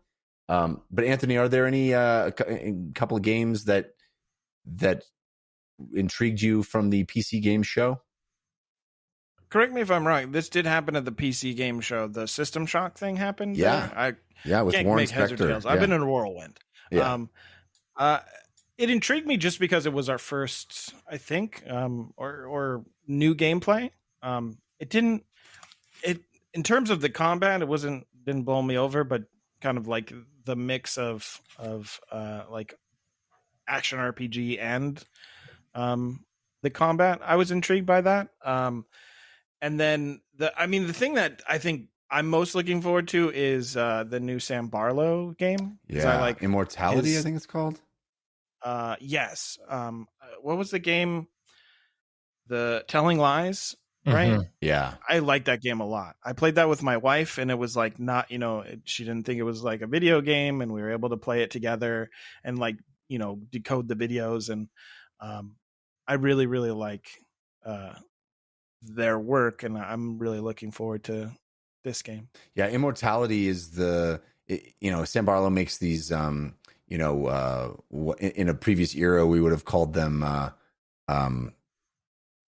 full motion video, full motion video, FMV games. Yeah, real actors, real video, but then gameplay elements layered over it. Immortality looks like it's going to be this sort of match on action, which is a term from filmmaking where you cut between two things that are similarly shaped almost, that fill the frame in the same kinds of ways. And I guess it's piecing together what happened to this actress who mysteriously disappeared. Nobody makes games like Sam Barlow. And the fact that he's still exploring this kind of concept in new ways is really interesting for sure. Christian, do you have any picks from the PC game show? I do. I also just need to go back one more time to this Xbox showcase that I thought was incredible. Megaton after Megaton. And I'm sorry, I just thought of it. Yeah. The Persona games coming to Game Pass. Again, any other year, especially if there was like fans in the audience, they trot out, a Joker, or whatever, like a cosplay Joker to Persona 3 portable, which I think is funny. I like that version of the game, but it's funny that it's not portable, whatever. And then 4 Golden and 5, whatever the Royale. version of 5 Royale. Thank you. Yeah. Absolutely incredible. For PC Game Show, I feel bad, Jeff, because I think this would have to be yours. And as someone who didn't finish the game, I feel weird saying it. But I love what I saw of Half-Life Alyx Levitation, because I love how Valve supports fan modding in this way. Like, Valve didn't put their name on it. They didn't cease and desist it. They support it in a huge way. And if they had put Valve's name on it, I would have been like texting you, like, what? Like, they're doing it. They're doing it. And they're not. This is made by just some hobby. I mean, I don't want to disrespect them, but like a fan. Yeah. It looks so good. Very polished. Looks very professional. And it looks like something I am going to definitely be playing. A 45-hour campaign set sort of in the same universe as Half-Life, with the same characters. I couldn't tell if they were just people impersonating the voices or if they got some of the same voice cast, but it's a story mod. It's not just like we created the Half-Life Alyx shooting gallery, right? Where it's like here's the boss rush mode. It looks really good. Own thing. Yeah. I was blown away by that. Yeah, for sure. So much stuff in this PC game show that I got excited about. There's a bunch of well, let me start here. We went on and on in paid DLC last week about how like every game was this derelict space station. You wake up, you're alone on a space station. Horrors await you. Game after game after game after game. I was like, I do not need another one of these. There's just like feels ad nauseum, empty space station. What's the mystery? Let's figure it out. Walk around the space station. And then I saw the altars, and I was like, guess I'm excited for one of these again. Like, oh, what is this game? No idea. It's like that movie Moon. They went, oh, we can make that as a video game. Not to spoil Moon, but this had, I think, one of the most compelling trailers. I don't know what the game is, really. No idea. And then there was like 5 minutes of developer interview afterwards where I'm like, you didn't give any insight as to what the game is. European Justin Timberlake. But we went on and on. Well, explain more about the game. Well, it is a crazy, there was no actual information delivered. It was like, it is, a dream wrapped in an enigma. And it doesn't hurt that it's from 11-Bit Studios, which did Children of Morta and This War of Mine. Children of Morta, I think, was my game of the year it came out. Which, again, if you hear that and you're not watching the video version of this, or you didn't pull up the trailer, don't picture Children of Morta in your head. I don't even know what you picture, because this was clearly a CG trailer. But I think yeah. Picture, but like Justin Timberlake, but he's Eastern European and he's on a spaceship. The idea here is that you wake up, you're a dude on a space station. You wake up, you walk into a room, and someone's operating on a body that looks like you. And then you look around, and all the people operating on the body are also you. So the idea here is that you create these alters, these clones of yourself that have different skill sets to accomplish different tasks. But I have no idea if this is like an isometric strategy game where you're creating clones of yourself, or if it's a first person, narrative thing. But I am intrigued because I thought the trailer was pixel so art again. You're just like, they did it again. They did it again. I'm in, man. The altars is like so weird and so different, and I just was totally drawn in by the trailer, the way it played out. I got a lot more, guys. If you don't, you know how. I can do one more. Yeah, do it. I mean, there's a lot, but I believe I played a demo of this. I think we talked about it on this show, but it was seeing like a complete version of it. Angry Foot. What is it? What was it called? Kickfoot. I think it's Angry Foot. I'm going to search through. Yeah. I love the simplicity of what that game is and does, where it's a first person shooter where you're running and kicking, basically. Like I feel like a lot of games are trying to capture John Wick Yeah. in game. You know, Right. like John Wick Hex is excellent. It's a very different style of game, but it kind of captures that. Midnight Fight Express kind of you know, it's like all these games that do it, and I think it's called Angry Foot. I don't have it pulled up, and I'm pretty sure I played it in the Steam demo not too long ago. I'm going to do a quick Google, make sure I get the name right as I'm giving it praise. Angerfoot, man, and it's Devolver Digital, so it wasn't the PC thing, but I think they showed a trailer of it against the PC thing. It looks fast and furious and fun and not self-serious in all the right ways. And again, a familiar genre per se, but putting its own spin on it, which I think is super enticing, kind of like golly, what you were just talking about, that other space game where it's like you think you're bored of it and then someone does something a little different and it's like, okay, I think I do like this genre still. Yeah. You're like, oh, I can't stand, I don't need another one of these. And then you're like, oh, another one of these. It's totally how it is. There were a bunch of 4X games, strategy games that got me excited. I Am Future looked really wild. Just kind of this goofy, tongue-in-cheek take on a guy waking up in the post-apocalypse and having to make the best of it. That looks really cool.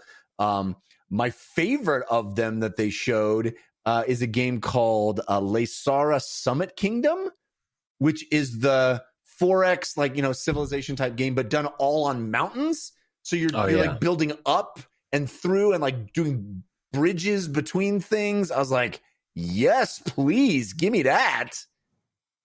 Visually just looked so cool and such a different twist on something that's very much a, you know, tried and true genre. And Nivalis,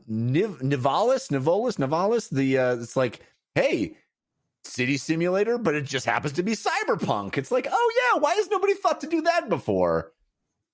Pretty cool. Bunch of 4X games. That's a couple other ones that I thought were neat too. What I think is interesting of the PC gaming showcase, and maybe this wasn't the first year, but it was certainly another year where I wasn't blown away by a game's visuals that didn't seem possible on console. And maybe that was early PS4 is the last time that happened, where like we were seeing, you go to the PC game showcase and yes, it'd be too long and it'd be weird and a little awkward, but there'd be one game that would be like mind-blowingly beautiful. And I don't know if I saw that this year. Like things looked great, don't get me wrong, but I think what what we've seen from other studios and on consoles now also look incredible. And I think it's interesting to see that intersection happening of, I guess the consoles are just PCs and no one's until Unreal 5 comes out and you can push a 4080 whenever they come out, you know, you'll see that difference. But it's hard to look at Horizon Forbidden West on PS5 and then look at anything that they've shown and be like, oh, that looks next year. It looks like we're kind of in it right now. You're right. I think the prettiest game at the show might have been that one, The Invincible, which is another, you know, scary space, alone in space thing, but it looked really pretty, I thought. Yeah, maybe Scorn, but I don't want that. Scorn is not pretty. There's no pretty in there. Scorn. It's impressive. Like the PC can run that better. I'll be like, no, thank you. I want to see the worst version of that. It was also interesting, Christian, as we went off, the other day on the paid DLC show about how, whatchamacallit, Storm, what's it called? The RTS game. Stormgate. Stormgate. Thank you. We were like, what genre is this? And then they did this whole deep dive on Stormgate in the PC game show, and they still didn't really show much. It was like, okay, well, at least I know what kind of game it is, but now you're just showing StarCraft 2 footage. It's very strange.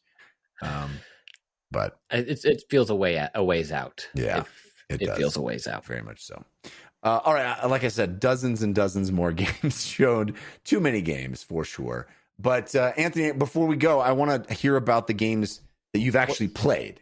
Real quick, I want to request, since I am live right now for this, let's save one game for the end, Okay. just so I know where to mute and kill the live stream, and then keep just the recording going, got because there's embargoes. Is all live There are stream people. embargoes. Well, you got to play Street Fighter.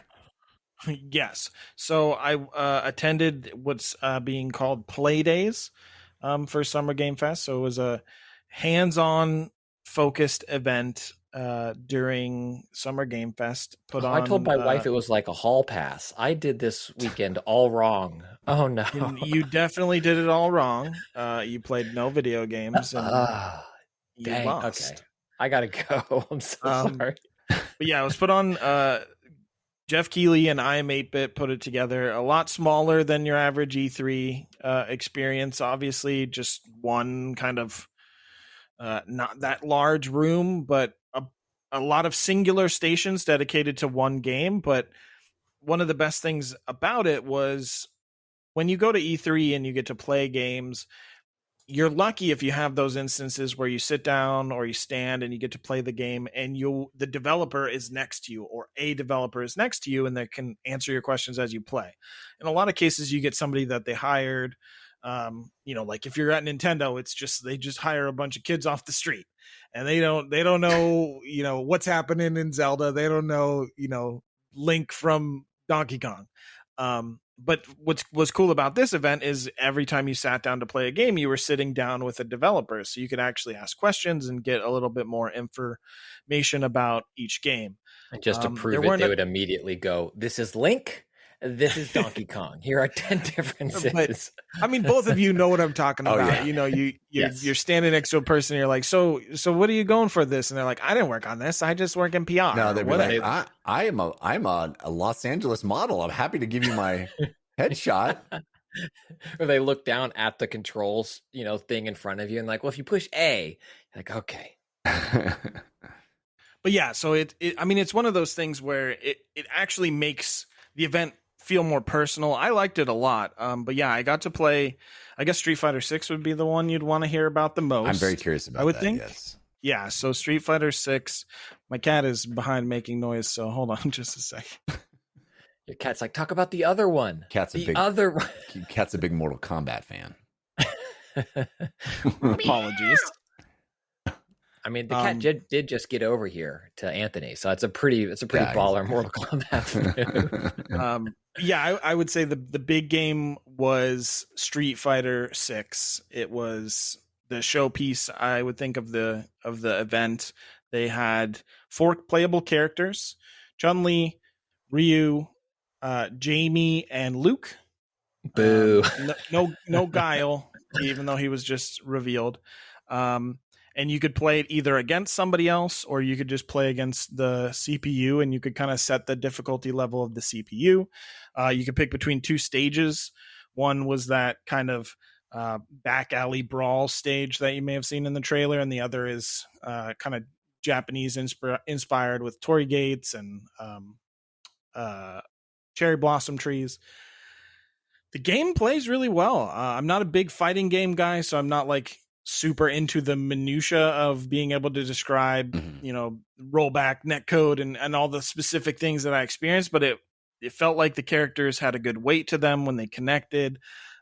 It felt smooth. One of the cool things that this one adds that I think some other games have had, but not necessarily at this level, is a modern control scheme, which actually allows you to hold the right trigger or hold a button on a fight stick, and then hit other buttons, and it'll actually do combos for you. You can actually kind of simplify the combat for people who maybe are intrigued by Street Fighter now but don't have that kind of hardwired, here's how you Hadouken, here's how you do this. Yeah. But it looks really, really sharp. It has this kind of interesting mechanic. I think it's called Drive Impact, where you kind of are charging a move, and when if you connect, or I think even if you miss, it like puts a splash of color on the screen.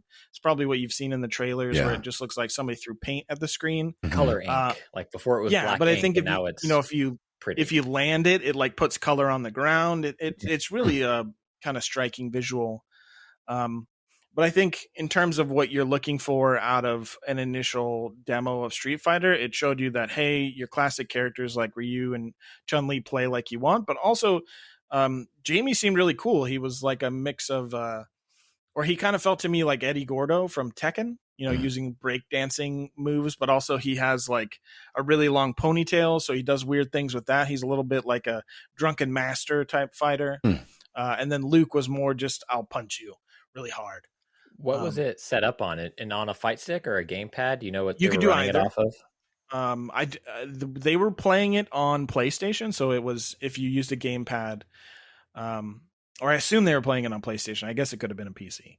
Did it have DualSense stuff? Like I feel like a lot of fighting games wouldn't want that, and I know the answer to this, but just to say it on the show for folks who don't, I think the thing I'd want to play the most is the NBA 2K part of the game, but there was no explore the city. So it was just here's setup fights. Another really interesting element is there's like a live commentary, not live in the sense that somebody's doing it, but like AI commentary that's generated by people who do fighting game community esports events. Like so they would say things, Madden, like you would have in like kind of, yeah, essentially, some guy would say, in round 1, Chun-Li, used too many low kicks and got punished for them or whatever. That's cool. Stop it honestly, you cheese guy. It honestly sounded like you were, I mean, obviously I'm not great, but it sounded like they were shoutcasting my fight. That's cool. That's a neat concept. I had no idea that was part really of the cool. game. That's cool. Yeah, and you can turn it off. It's completely optional. And then I would imagine they're going to be adding more voices. I think there was only 1 or 2 available. But there was a Snoop Dogg patch. Like, for come sure. on, let's not kid ourselves. Yeah, it was really, really cool. Yeah, I think most Street Fighter fans will be really happy with. There was a couple guys there that I know who are big fighting game guys, especially on Twitch, and they were in love with it. So, what else did you get to play that you were excited about? So, I got to play this game called Escape Academy. That's actually really cool. I want to give a shout out to that. It's kind of like, imagine an escape room setup, but fictionalized in the sense that the one that they had on hand was a room that was continuously filling with water, and you were kind of going up ladders, and each kind of mini room had a puzzle to solve, and all the puzzles, they weren't super obvious, like, okay, I know how to do this in a video game. Some people were literally breaking out pad and paper or pen and paper, like they had to give them pen and paper, like the Witness style stuff, or like what kind of puzzles? It was not like I don't want to like toot my own horn, but I did set the record for the weekend. I didn't need to use pen and paper, but there were some people that were sitting there and were like stumped. But it was really cool. I really, really liked the game. And if it just offers more of that, I would be really into it. But it was essentially, you go into a room and maybe I'll try and give like examples that aren't too spoilery, but there's writing on the wall, and then there was like these kind of plastic sheets that you could put on these hooks, and they would maybe create the hint of what a number might be. And then you'd figure out, okay, well, this seems like this is making a number. This one seems like it's making a number, and then use that number to do something else. Or like finding pattern recognition, like, oh, here's a pattern for this Mark 1 through 4 version of this safe, but this safe is Mark 5. So follow the pattern and try and figure out.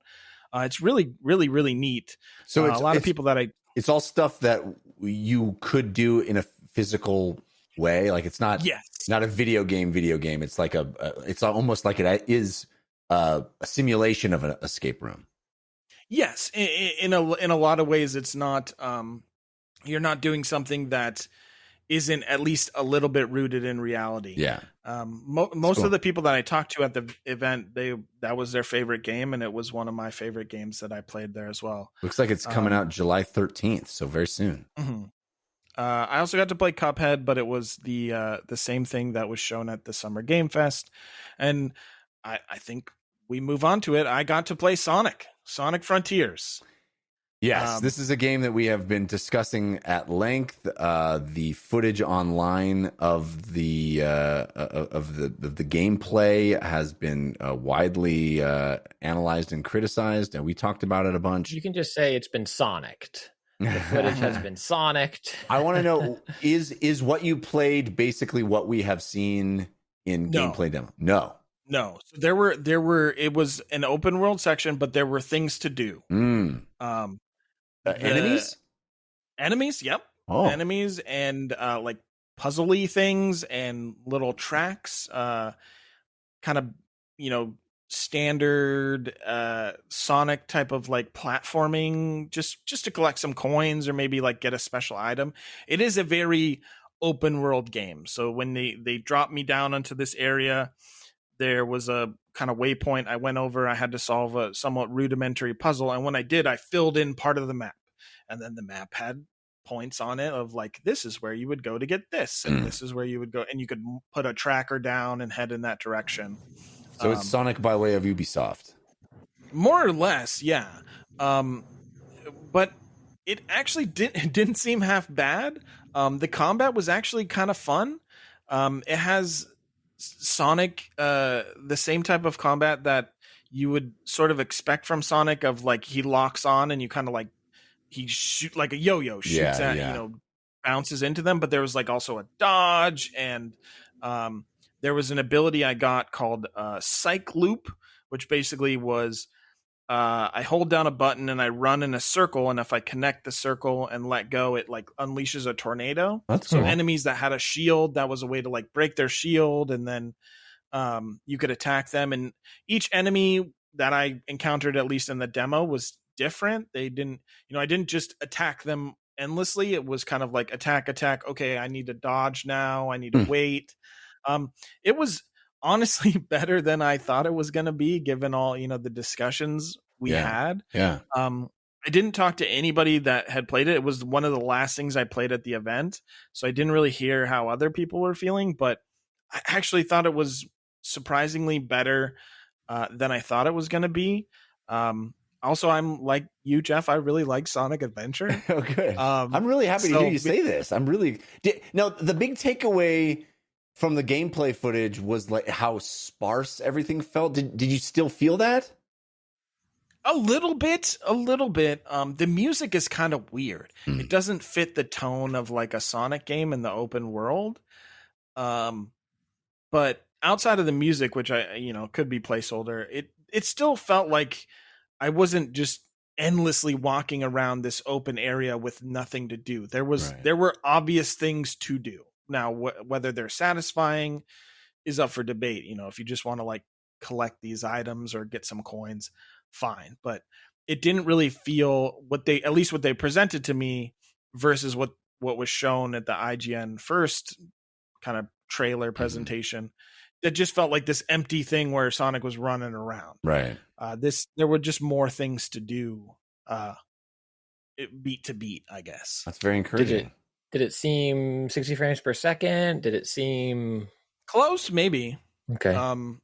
Definitely not like chugging, but I mean, I played quite a few games that were like chugging, and I think that's just for something like this. I would think they were just like, we want to be part. We don't care if it's, our game is a little rough. It blows my mind that, I think it's an IGN first is how a lot of that was shown. And then eventually they did show as part of that continued coverage, like, yes, there are enemies and here's some stuff of it. But it seems like if what you were able to play seemed markedly better than that. Yeah, it seemed like what they showed was trying to say like, look, we made Sonic Breath of the Wild. And people were like, well, Breath of the Wild was not empty like this. And then what they let me play was more, like Jeff said, more Ubisoft. There were more just things on the map. When you start to see the map, there was like ... At least 5 or 6 things to do appeared. How was Sonic's speed? Because I feel like in like Sonic Mania and Sonic Origins collection now, I guess, is the way that you'll play those first 3. Like Sonic's speed is a detriment just as much as it is a tool that they set up traps for you almost, and you kind of have to learn the levels, and you can miss things because you're doing it. And I feel like the 3D Sonic games have struggled to capture that approach to Sonic before, because it's you either auto lock and ping pong around or yo-yo around, or the level is so big, like running off a 3D level doesn't feel good necessarily. Yeah, a little column A, little column B. There were like 2 or 3 moments where I, was doing something really fast and I just fell off the map and died. But then it did, you can just move forward and then Sonic will kind of like gain momentum, but there's also a boost if you just want him to run faster. And there were those moments, like you said, where it was very clear, like, here's what you're supposed to do to platform across is maybe jump and then target lock, bounce into this thing, then land on a platform, use the target lock to kind of get your bearings. Or you just jump on a rail and maybe jump like to another rail a la like Ratchet and Clank. So yeah, I mean, I thought it was way better than that initial impression. And I was like, am I crazy? This combat actually seems kind of fun. But yeah, I was pleasantly surprised by how much fun I had, especially with the combat. I'm very happy to hear that. I'm rooting for this game, man. I really, really want it to be fun. I want Sonic to be. I mean, these movies are making all this money. My kid knows who Sonic is. He never played a Sonic game, but he knows who Sonic the Hedgehog is. I want there to be an awesome AAA Sonic game, and I hope that they nail the landing on this one. I really do. And I'm happy to hear you had some fun with it, because everybody was so negative about what they showed. Yeah, it didn't. Those first previews didn't show well. What was it? My last thought, kind of, unless there's other games that jumped out at you, like, what was the vibe? Like, did it seem like, oh, we're back together? Yeah, this is fun, or is it kind of you got in, got out? Like, was it back of booth E3 vibe? Like, what was the? I mean, it was going out to dinner with me was the best part. I know. There were a lot of exclusives. We ate maybe vegan fried chicken. Yeah. And he was like, I'm going to tell you this, but you wouldn't be able to tell. And I was like, I could tell this vegan chicken. I know what it tastes like. We went to Wolfie's, which is not healthy, but it is, everything there is plant-based. It's in LA. It's great. I love it. They do have vegan hot fried chicken, and it's fantastic. Anyway, the rest of the event, though, that wasn't as good as that, I'm sure. I mean, so here's the thing: is it was a lot like E3 in the sense of PR people reaching out and making appointments. And if I didn't have an appointment for something, I wouldn't have been able to play it, because it was all just, there was no really walk up and play stations like you have at E3. Christian, that's like your realm. That's where you exist. You just walk up to the things and play the things. There was really none of that. It was, I have an appointment to play Cuphead. I sit down, I play Cuphead, and I'm done. And then in between, I take notes, or I, have some food or something like that. But there was no like discovery of the hidden games. It was all very structured and somewhat focused on a very specific set of games. But like I said, the cool part was being able to sit down with somebody and who plays or makes the game and be able to ask them questions, instead of having that E3 experience of, I don't know what this game is. Sorry. Yeah. But your time's up, so move along. Yeah. But yeah, I think this is the precursor to a replacement for E3, to be honest. Yeah. I think the three of us will be eventually going to play days. Well, I mean, Keeley said at the end of his Summer Game Fest presentation, next year it's in person. It's an in-person event. So I was like, okay, well, I guess it's happening. And E3 keeps saying, hey, we're coming back. All right. Fool me once, E3. Fool me 3 times. Okay, so I wanna end our discussion the way we used to do every year after E3, which was like, the most pertinent question. It's a little different this year because Christian and I didn't have hands on anything, but of all the stuff, including Summer Games Fest, including Microsoft, IGN, anything you have seen or played that is not out yet, if you could take one game home, have it magically be finished right now, you could play one game right now, what would it be, Anthony Taormina? Oh man. I think it's Redfall. Hollow Knight and Callisto Protocol are right there, but I think it's Redfall just because of the pedigree of the studio and my fondness for their games. I think it's Redfall. Just in terms of like, I feel like I would like their game versus I know I will like Hollow Knight obviously, but Callisto Protocol I'm not quite sure.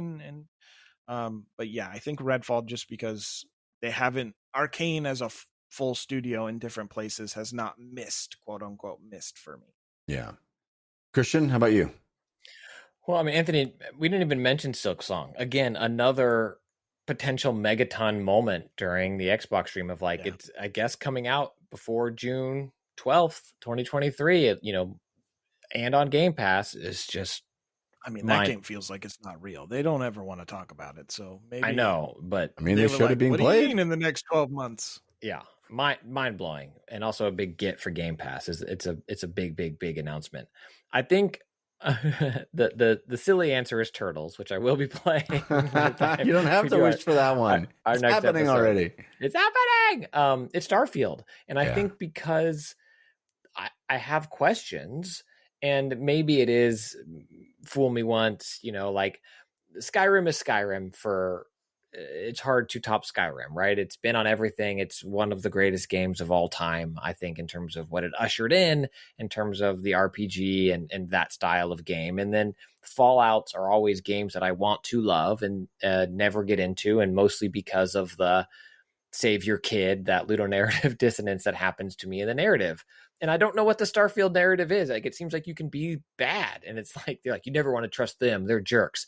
And then it's like, hey, go kill everybody. And I'm like, okay, that's a version of that big RPG I can get behind. What do you do in this game? Mess everything up for everyone else. Yes, I will fly to every land, and mess everything up. For the listeners at home, I would like to remind everybody that Christian never left his home planet in No Man's Sky. That's right. Well, that's because I was mining that's true. I will still be in that first cave mining the ore. Let's not get confused here. But definitely Starfield for me. When Todd Howard said, "Oh, look at all these planets," Christian said, "That one is good enough for me." I mean, everybody texted me like, "Oh my god, you see all these planets?" And I just saw Todd Howard saying, "This is the planet you play the game on," and I was like, "Thank you, Mr. Howard. That is the only one I need." Man, for me, it's absolutely Starfield. It's kind of a no brainer. I can't wait to play another Bethesda Game Studios game. It's been 10 years since we really had a real one. I mean, I don't count Fallout 76. Has it been that long? I don't know. How long has it been? It has been that long. That's crazy. It's been since we made a cardboard cutout of ourselves, Jeff. It's been that long. I mean, we did that less than 10 years ago, though. I don't know. I guess it's been less than 10 years ago. Yeah. It's pre-cake, though. It's pre-cake. So, yeah. Pre-cake. Anyway, it's 100% that game. I just feel like this is the game that a lot of people have been trying to make for years, and it feels like they actually made it. I hope. We'll see. But if it's not Starfield, if we take Starfield out of it, I'm tempted to go with some crazy unknown quantity that, like, High on Life is just like, make me laugh, game, make me do something weird and different. Yeah, that's But I think if it's not Starfield, the safe bet that I know I'm going to love is Diablo 4. It's like, I want to play Diablo 4. But yeah, I mean, Starfield, I think, for all of my worries that I expressed at the beginning of the show and share with Anthony, like, I am so excited to delve into this world, and it looks beautiful, and it looks just endlessly interesting and full of so much artistry on every single level. I just feel like it's gonna be a fascinating universe to explore, and I think it's gonna have lots of surprises and interesting, narrative turns and stuff. So bring it, Bethesda, bring it. Well, that brings us to the end of this episode. Thanks for being here. It's been a special week. I hope you enjoyed having 2 episodes of DLC if you're not a patron. But you can always have 2 episodes of DLC per week by becoming a patron at patreon.com/DLCpod. That's where you go to find out the level that you can support the show. Make sure we continue. Make sure we get to keep making these. We've been going over 8 years, and we want to keep going 8 more. At the very least. So please do consider supporting the show and get extra content over the week. We appreciate it. Of course, if it would cause you financial hardship, we do not want you to support us financially. Do not worry about if that is going to cause you any financial hardship. Do not worry about that. There are ways to support us for free. It's easy to support us for free. You can tell a friend. You can tweet about the show. You can write us a little review on your platform of choice, whether that's Apple Podcasts or wherever you download the show. It really does help. It helps the algorithm. It helps folks discover us. So take a second and do that and help support the show as well. Thanks again to Anthony Taormina. Anthony, tell folks where they can follow you and all this coverage and all the great stuff you do covering video games. So most of it has existed in Twitter form currently. So I'm on Twitter, twitter.com/ANTAORMINA.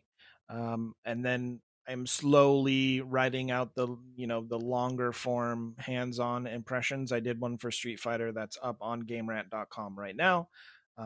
If you just go there and you search Street Fighter, it should show up kind of early in your search, I think, but who knows? Tons of content, tons of games. But yeah, I'll start to put out more thoughts about a bunch of different games that I played at the Summer Games Fest, including Escape Academy and Cuphead. I was also able to interview Maya Moldenauer and talk about lots of Cuphead stuff. So look for pieces of that to come out over the next few weeks. But yeah, Gamerant and my Twitter are the best places. Awesome. Christian, you want to plug anything? I have a newsletter, tinyletter.com/Christian Spicer. I do 1 or 2 a month. I write long form about video games. And then after that goes out, I make a video version of that newsletter that I post over on this very show's Patreon, which is patreon.com/DLCpod. So 2 ways to get my longer thoughts about some video games. And I haven't quite landed on topic for this month yet. I started on one about the state of the press conference and what that means. It might still be that, the evolution of the press conference, where it used to be numbers and sales figures, and now it's like, they wore what jacket, but we'll see. But that's tinyletter.com/Christian Spicers, where you can sign up for that newsletter. You can follow me on Twitter. I'm at Jeff Cannata, which is spelled with 2 N's and 1 T. We love hearing from you here at DLC. You can write us emails talking about the things that you're excited about, asking us questions, comments. We love hearing from you. DLCfeedback@gmail.com is where you send those. Also, we have communities on Discord at 5x5DLC on Discord and on subreddit, which is 5x5dlc.reddit.com. Great places to hang out with like-minded folks. You can hear me talk about movies and TV shows on The Filmcast, which is another podcast, wherever you get podcasts. And I talk science and comedy. We make fun of science at wehaveconcerns.com. All right. Before we go, I do need to shout out our hype train patrons. The patrons that support this show at the highest level. Bring in that hype. Patrons like Aaron Trahan, Curtis from Louisville, John Cisco, Relentless Rex, Michael S., Andy Joyce, Matt Valdez, Riley Knox, Kyle Starr, Dan Flanagan, Anthony Goulas, Rob Rickman, Sasan, Hank Patton, Adam Denby, Cheesy Bob, Scooby Diesel, Jeff Luxack, Matt Bradley, Victor Valenzuela, Jonathan Talbert, Chris Zacharias, Will with 1L Harris, Mitchell Ness, Jimmy Ratcliffe, Mark Cowland, Malcolm King, Dan Palmino, Neil Shaw, Scott Hughes, Ben, Jenny, Nate, Kevin Brazel,